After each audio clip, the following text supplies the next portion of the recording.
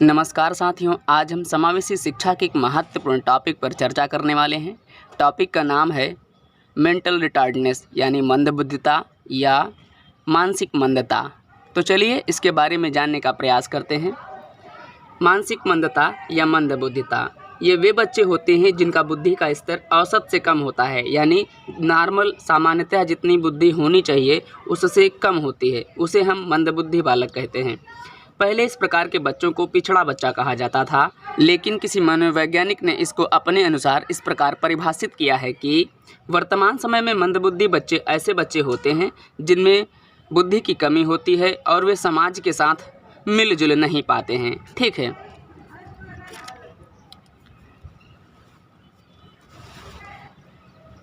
इसी प्रकार WHO ने मंदबुद्धिता को कुछ इस प्रकार परिभाषित किया है।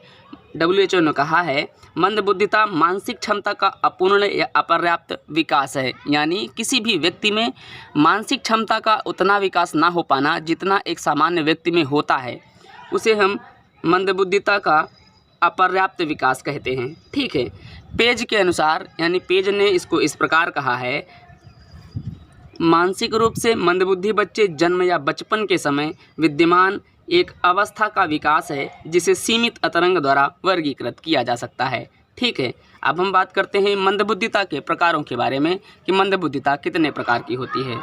सामान्यतः मंदबुद्धिता 3 प्रकार की होती है। पहली होती है हल्के मानसिक मंदता वाले यानी मूर्ख बुद्धि, दूसरी होती है मध्यम मानसिक मंदता, तीसरी होती है गंभीर मानसिक मंदता। ठीक है, तो हम सबसे पहले हम हल्के मानसिक मंदता यानी मूर्ख बुद्धि को समझने का प्रयास करते हैं।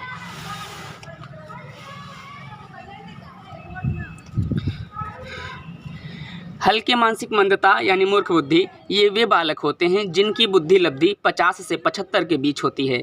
ये अधिक से अधिक कक्षा 5 या 6 तक ही पढ़ पाते हैं। इन्हें साधारण कार्यों जैसे बर्तन धोना, झाड़ू लगाना, कपड़े धोना, घास काटना, जानवरों की देखभाल करना, खेतीबाड़ी के कार्यों में हाथ बटाना आदि कार्यों के लिए तैयार किया जाता है। ठीक है, यदि ऐसे बालकों को पढ़ाया जाए तो उनकी उपलब्धियां बड़ी सीमित होती हैं, क्योंकि ऐसे बालकों में अमूर्त चिंतन करने की योग्यता नहीं होती। अमूर्त चिंतन का आशय ये होता है कि जो मन में ही जिसको सोचा जाए, विचारा जाए, है ना, उसी को हम कहते हैं। सोचने समझने की क्षमता को हम अमूर्त चिंतन कहते हैं। वो क्षमता जो है इन बच्चों के अंदर नहीं होती है। ठीक है, अब हम बात करते हैं दूसरी मंदबुद्धिता के प्रकार की यानी मध्यम मानसिक मंदता।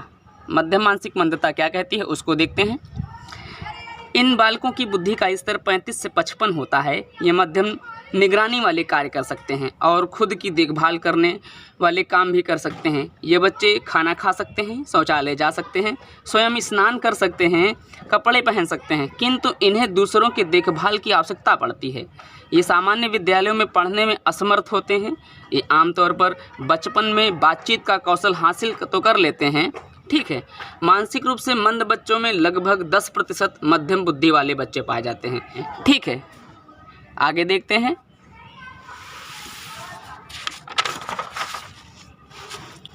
बात करते हैं तीसरी मंदबुद्धिता के प्रकार की यानी गंभीर मानसिक मंदता। यह मानसिक दुर्बलता का प्राथमिक स्तर यानी सबसे निचला स्तर है।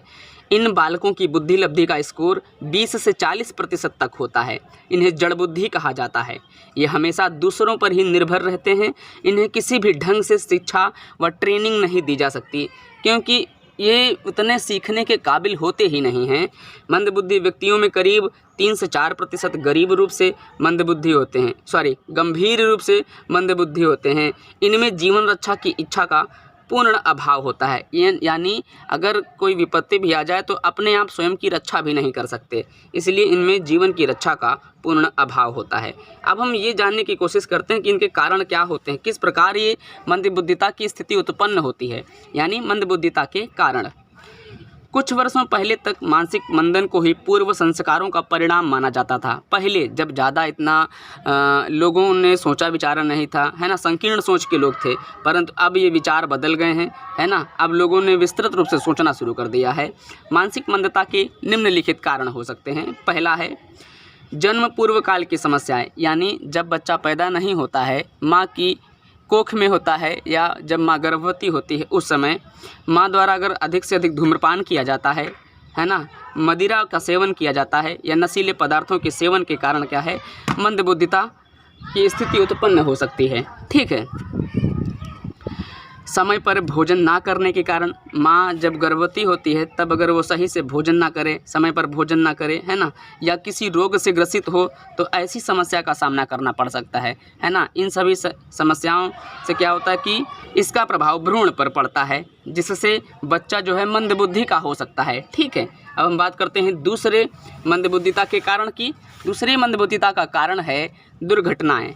बचपन में कई बार झूले से गिरना, चारपाई से गिरना आदि घटनाएं हो सकती हैं, है ना। जब बच्चे क्या होता है कि छोटे जब बच्चे होते हैं बड़े झूलने की जिद करते हैं, जब उन्हें झुलाया जाता है तो ज़्यादा मजबूत पकड़ ना होने के कारण गिर पड़ते हैं, या मजाक में बच्चे एक दूसरे अपने बैठने के चक्कर में दूसरे धक्का दे देते हैं, है ना। कभी कभी क्या होता है बच्चा चारपाई पे चढ़ रहा होता है तब गिर जाता है, क्योंकि स्थिति तब वो बच्चा काफ़ी छोटा होता है उस समय, है ना।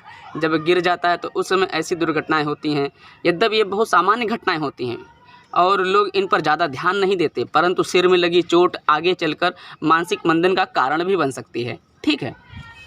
अब हम बात करते हैं तीसरे पॉइंट की, यानी पर्यावरण यानी वातावरण संबंधी कारक जिनके कारण बच्चा मंदबुद्धि का हो सकता है। बालक का जिस वातावरण में पालन पोषण होता है वह उसकी बौद्धिक क्षमताओं के विकास में महत्वपूर्ण योगदान रखता है ना। कहते हैं कि जैसी संगति होती है वैसी ही बच्चे की सोच भी होती है। जिस परिवार में बालक रहता है, यदि वहाँ देखभाल करने वालों, स्नेह करने वालों की कमी रहती है, या परिवार का वातावरण नीरस रहता है, यानी सब केवल अपने काम से काम रखते हैं, अगर बच्चे को कोई समय नहीं दे पाता, उससे कोई बात करने तक का लोगों के पास समय नहीं है ना। सब अपने काम में इतना ज़्यादा बिजी हैं कि एक दूसरे से थोड़ी देर बैठकर हंसने तक का उनके पास समय नहीं। इससे क्या होता है बच्चे को वो सुखद क्षण नहीं मिल पाते जो अपेक्षा करता है अपने माता पिता से। तो इस कारण वातावरण मानसिक मंदन का कारण बन जाता है, क्योंकि वो फिर उस स्थिति में धीरे धीरे उसको लगता है कि उससे कोई बात करे, लेकिन ऐसा जब होता नहीं है तो धीरे धीरे उसमें वो डूबा रहता है, जिससे वह स्थिति मानसिक मंदन का कारण भी बन जाती है। ठीक है। अब हम बात करते हैं मंदबुद्धि बालकों की विशेषताएं क्या होती हैं। मंदबुद्धि बालकों में लक्षण एवं विशेषताएं किस प्रकार की होती हैं। पहली होती है सीखने की धीमी गति, यानी बुद्धि कम होने के कारण क्या होता है वो जब कोई आपस में बातचीत करते हैं तो बहुत धीमे, मतलब जब कोई बताता है तो धीरे धीरे उस पर सोच पाते हैं, विचार विमर्श कर पाते हैं, है ना। इसलिए उनके अंदर क्या है, जो मंदबुद्धि बच्चे होते हैं उन्हें सीखने की धीमी गति होती है। ये पॉइंट हैं, हेडिंग है, आप इनको विस्तार से भी लिख सकते हैं। दूसरा है चिंतन का अभाव, यानी खुद से सोचने समझने की क्षमता नहीं होती ज़्यादा, ये ज़्यादा किसी विषय पर ज़्यादा विस्तार से बात नहीं कर सकते, ज़्यादा इनके पास सोचने समझने की क्षमता नहीं होती। सीमित रुचियाँ, यानी इनको कुछ ही जो देखा है, जिनमें इन्होंने बचपन में थोड़ा बहुत खेला है, केवल वही रुचियाँ उनको पसंद आती हैं, बाकी नई चीज़ें सीखने में ज़्यादा रुचि नहीं दिखाते। चौथा है मौलिकता का अभाव। पांचवा है ये स्वयं केंद्रित होते हैं, यानी ये स्वयं से मतलब रखते हैं, आत्म केंद्रित होते हैं, है ना। ज़्यादा किसी से मिलना जुलना ये पसंद नहीं करते, ये अपने में ही खोए रहते हैं। छठा है इनमें आत्मविश्वास की कमी होती है। ये आत्मविश्वास की कमी के कारण ये दूसरों से बात करने से कतराते हैं, दूर हटते हैं, है ना। ये मंदबुद्धि बालकों की विशेषताएं होती हैं। आगे देखते हैं। सातवां पॉइंट कहता है ये भावनात्मक रूप से अस्थिर होते हैं, यानी ये बहुत जल्दी कहो गुस्सा हो जाएं या बहुत जल्दी कहो रोने लग जाएं, मतलब ये स्थिर नहीं होते। ठीक है। आठवां हुआ इनके पास सोचने समझने और कल्पना करने की शक्ति का अभाव होता है, जिस कारण अगर इनसे कोई बात या कोई पॉइंट या किसी भी विषय पर बात करने को कहा जाए तो ये नहीं कर सकते, क्योंकि इनके पास इतनी ज़्यादा सोचने समझने की या कल्पना करने की शक्ति होती ही नहीं है, जिससे वो किसी भी चीज़ पर थोड़ा भी सोच सकें। ठीक। तो जैसे मौलिकता का अभाव था, थोड़ा टफ लग रहा होगा आपको समझने में, इसको हमने थोड़ा विस्तार से लिख दिया है। मौलिकता का अभाव यानी मानसिक मंद बालक अनुकरण तो कर सकते हैं। अनुकरण मतलब होता है जो उसके आगे जो चल रहा हो, यानी जैसे किसी को देखकर उसके बनाए हुए रास्ते पर चलना कहते हैं अनुकरण करना, या के मार्ग पर चलना, लेकिन अपनी ओर से मौलिक कार्य करने में ये अयोग्य होते हैं। किसी नई समस्या पर मौलिक रूप से विचार करने की इनकी योग्यता ना के बराबर होती है ना। ये एक परिस्थिति से प्राप्त अनुभवों को दूसरी परिस्थिति में प्रयोग नहीं कर सकते। इतनी समझ होती ही नहीं है कि इनको ये पता हो कि पहले इस परिस्थिति से हम इस प्रकार निकले थे, अब की बार इस परिस्थिति से भी हम इस प्रकार निकल सकते हैं। इनके पास इतनी भी सोचने की क्षमता नहीं होती। ठीक है, ये सब कुछ देर से सीखते हैं। 9वां पॉइंट है, ये सब कुछ देर से सीखते हैं, जैसे उठना, बैठना, चलना, पढ़ना आदि, क्योंकि ज़्यादा विकास ना होने के कारण ऐसी स्थिति उत्पन्न हो जाती है। अब हम बात करते हैं मंदबुद्धि बच्चों की शिक्षा कैसी होती है ना, कैसी इनकी शिक्षा होनी चाहिए जिससे बच्चा थोड़ा बहुत सीख सके। तो पहला पॉइंट है, इनके लिए अलग से पाठ्यक्रम चलाया जाना चाहिए। पहले इनको जो बेसिक चीज़ें हैं जिससे ये अपनी ज़रूरत को पूरा कर सकें, व्यक्तिगत आवश्यकताओं को पूरा कर सकें, व्यक्तिगत चीज़ों को अगर ज़रूरत पड़े तो उनको ले सकें, इसके लिए उनको बेसिक पाठ्यक्रम इस हिसाब से बनाया जाए जिससे वो सीख सकें कुछ। दूसरा हुआ सहपाठचर्या गतिविधि को पाठ्यक्रम में शामिल किया जाना चाहिए, मतलब साथ में बैठकर सिखाया जाए अध्यापकों द्वारा विद्यालय में। ठीक। तीसरा है, श्रव्य दृश्य सामग्री का प्रयोग शिक्षण में किया जाना चाहिए। श्रव्य दृश्य सामग्री मतलब अगर बच्चे को ऐसे सोचने में कठिनाई हो रही है तो चित्रों के माध्यम से, या आपके पास कोई चार्ट है तो उसको दिखाकर बच्चे को सिखाया जाना चाहिए कि इसको ये चीज़ कहते हैं, इसको ये चीज़ कहते हैं। ठीक है। चौथा कहता है, माता पिता के सहयोग में ऐसे बालकों को हाथ बटाना चाहिए। कहने का मतलब ये है कि जब घर परिवार में जब बच्चा रह रहा हो तो माता पिता को भी उससे कहना चाहिए, बालक को भी माता पिता के कहे अनुसार उनके काम में हाथ बटाना चाहिए। ठीक है। पांचवा है, इनके लिए अलग से रिहायशी स्कूल होने चाहिए, मतलब है कि इनके अनुसार होने चाहिए, जो इनके लिए ही स्पेशल बने हों। जो उसके स्कूल के अध्यापक होंगे वो उन बच्चों के लिए ही प्रशिक्षित किए जाते हैं, खासकर उन्हीं बच्चों के लिए जो मानसिक रूप से मंदबुद्धि के होते हैं या मानसिक रूप से अपंग बच्चे होते हैं, उन्हीं के लिए होते हैं। छठा है, प्रशिक्षित शिक्षकों को शिक्षक और परीक्षण के लिए नियुक्त किया जाना चाहिए, खासकर जो इसी के लिए बनाए गए हैं शिक्षक, इसी को मद्देनज़र रखते हुए उनको प्रशिक्षण दिया गया है, ट्रेनिंग दी गई है। ऐसे अध्यापकों को जो है इन बच्चों को पढ़ाने के लिए रखना चाहिए। ठीक है।